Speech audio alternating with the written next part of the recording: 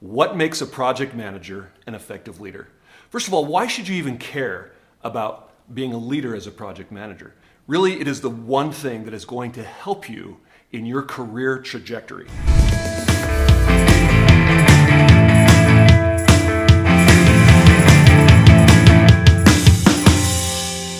So I'm going to share with you three things that you can do.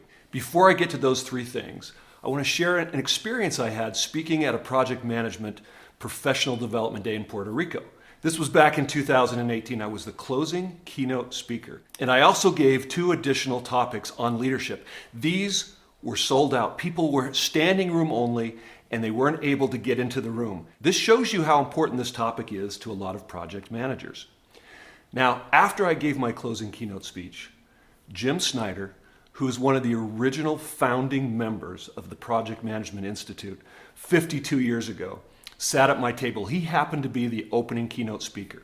And he said to me, most project managers don't struggle with the system, with the process, with the technical aspects of being a project manager. Where they mostly struggle is with the leadership aspects. And that's what I want to talk to you about now. So this is a great example of the demand for leadership traits and leadership skills with project managers.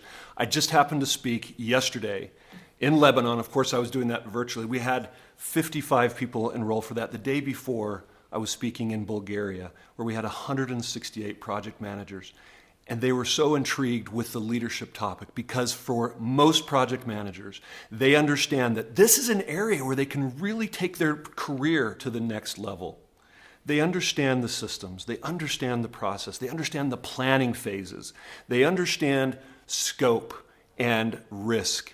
But where they struggle is how do you get people to buy in, your stakeholders, your team members? How do you get that without really authority? How do you influence people when you don't have that position title? So leadership is so much more than just a title or a position. It is how you are able to connect to and influence others, to get on board, to do the work that you need them to do. And for many project managers, they struggle with this. And so they're hungry to learn those skills that will take their career to the next level. So in order to make sure that you have access to all great content that I'm going to be sharing with you on leadership and developing your career to the next level, subscribe to our channel today and you'll get access to all kinds of great content. A project manager has to be expert in 3 areas.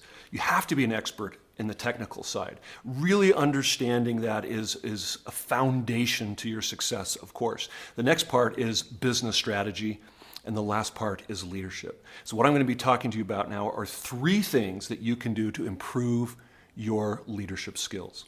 Number 1, communication. This is so important.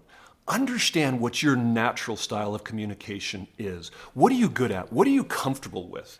What comes natural to you? And what is a challenge for you? Where do you stumble in communication? Oftentimes, project managers are under time pressures. You have project-driven deadlines, and that pressure can cause you to not be as effective at communication as you otherwise might be. Now, there's many types of communication. Obviously, there's spoken communication, there's written communication, and then there's visual communication. Do you know how to write effective emails? Or under pressure, are you just getting to the point and maybe not being aware of the impact you're having on your reader? Or in spoken communication, do you get so focused on the task that you're not aware of how you're impacting your listener? This is a great opportunity for you to be able to slow down and understand where you have room to improve your communication to get the absolute best results. Number 2, conflict resolution. That's a big part of leadership in project management. There are going to be issues, there's going to be challenges, there's going to be differences of opinion.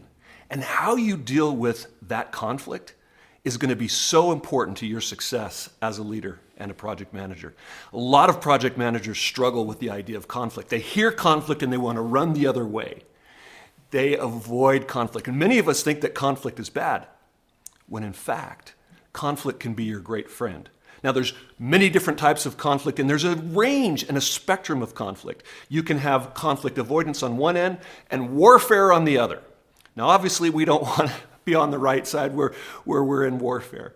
But there is a constructive level of conflict where there's a creative tension, where there's the ability to disagree about ideas, and it's called cognitive conflict. And that's where you might discuss different approaches, different ideas, and different perspectives. There's also affective conflict, where that gets very personal. And that's where we think that conflict is bad, because when we start getting personal, obviously that's a destructive type of conflict. So understand the difference. Understand that when somebody disagrees with you, it's not about them or you. It gets to be about your ideas. It gets to be about the process. And when you get really good at managing conflict, this will help take your career to a whole nother level. The third leadership skill is team building. Get really good at understanding how the team is working together. Obviously, you're going to have people in all sorts of different departments that have to come together to make a project successful. How do you get them to work together? How do you get them to understand each other's perspective? That also relates to the previous suggestion of conflict, because when you have people that have different departments, they have different priorities and different objectives.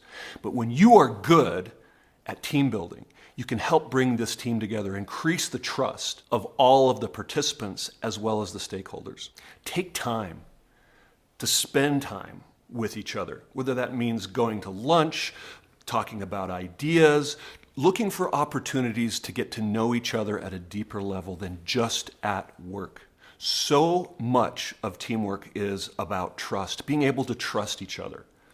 And oftentimes we're so busy and so focused on getting the task done that we don't take the time to generate the foundation of trust that leads to effective teamwork.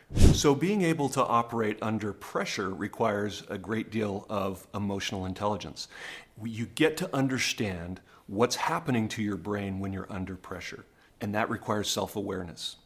Empathy is also being able to understand the needs of others, where they're coming from, and it's so much greater than that. If you increase your empathy and your emotional intelligence, you will increase your success at being a leader as a project manager.